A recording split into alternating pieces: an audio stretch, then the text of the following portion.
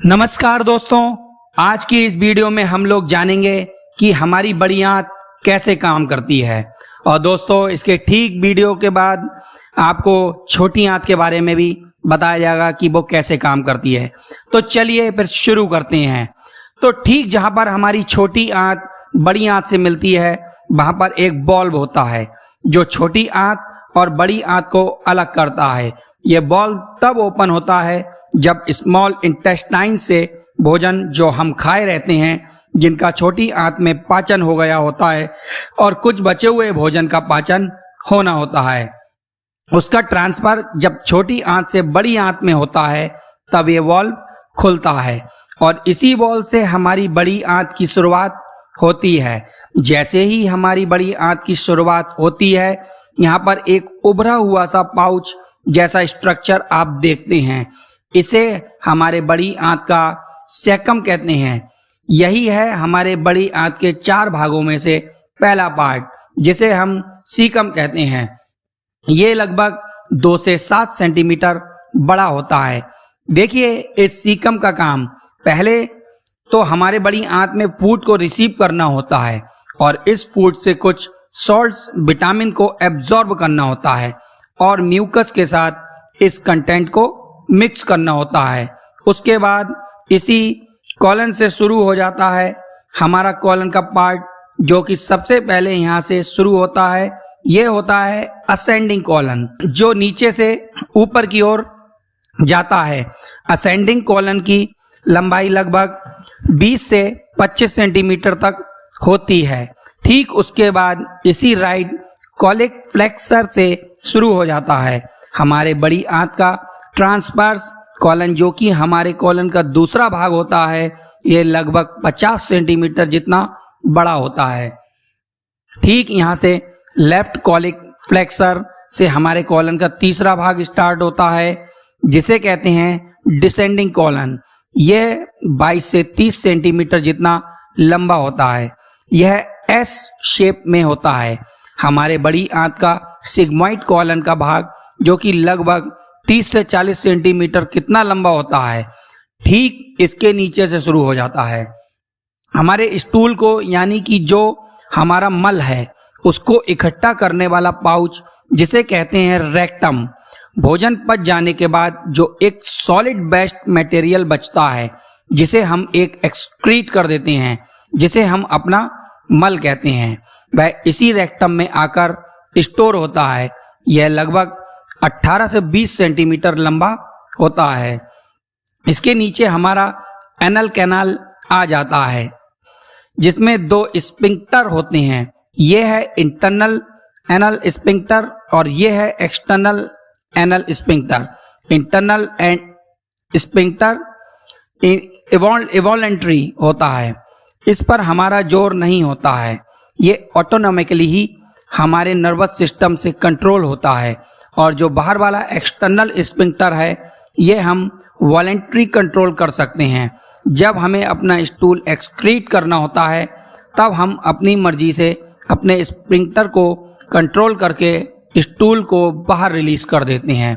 लगभग 2 से 3 सेंटीमीटर ये लंबा होता है। चलिए अब जान लेते हैं कि हमारा ये बड़ी आंत है, यानी लार्ज इंटेस्टाइन, किन किन लेयर से मिलकर बना हुआ होता है। देखिए, हमारा लार्ज इंटेस्टाइन के सबसे बाहर की लेयर श्रोसा का है, जो कि हमारे पेरिटोनियम का ही भाग होता है। ये पेरिटोनियम हमारे पूरे डाइजेस्टिव ट्रैक्ट को कवर किया रहता है। उसके बाद इस लेयर के अंदर हम पाते हैं अपने लार्ज इंटेस्टाइन के मस्कुलर लेयर को। यह है लॉन्गिट्यूड मसल की लेयर और यह है सर्कुलर मसल की लेयर। ये दोनों क्या करते हैं? ये दोनों ही हमारे बड़ी आंत में फूड के पार्ट जो पार्शियली डाइजेस्टेड नहीं रहते हैं, उन्हें पुश करके हमारे रेक्टम तक पहुंचाते हैं। यही मसल की लेयर की सहायता से इस मूवमेंट को पेरिस्टालसिस मूवमेंट कहते हैं। इस लॉन्गिट्यूडनल मसल के बीच में ही आपको एक पतला सा बैंड जैसी संरचना दिख रही होगी। दरअसल ये जो लॉन्गिट्यूड मसल है, ये बीच में आकर इकट्ठा होकर एक स्ट्रक्चर बनाती है, जिसे हम टीनिया कॉली कहते हैं। ये टीनिया कॉली लार्ज इंटेस्टाइन के सरफेस एरिया को बढ़ाता है और यही टीनिया कॉली ही असल में टॉनिकली कॉन्ट्रैक्ट होकर लार्ज इंटेस्टाइन में एक पाउच जैसा स्ट्रक्चर बना लेता है। गोल गोल स्ट्रक्चर जैसा आप अपनी स्क्रीन पर देख रहे होंगे। ये गोल गोल पाउच जैसा स्ट्रक्चर होस्ट्रा कहलाता है। ये होस्ट्रा हमारे लार्ज इंटेस्टाइन के सरफेस एरिया को बढ़ा देते हैं और साथ ही साथ हमारा ये जो बेस्ट मटेरियल बचता है डाइजेशन के बाद, उन्हें आपस में चूर्ण करके पूरी तरीके से फूड का पाचन करने में मदद करते हैं। फिर देखिए, इस मसल की लेयर के बाद हमारे लार्ज इंटेस्टाइन का सब म्यूकोसा की लेयर होती है, जिसमें ब्लड वेसल्स और नर्व्स होते हैं। उसके ऊपर आ जाता है हमारे लार्ज इंटेस्टाइन का म्यूकोसा की लेयर।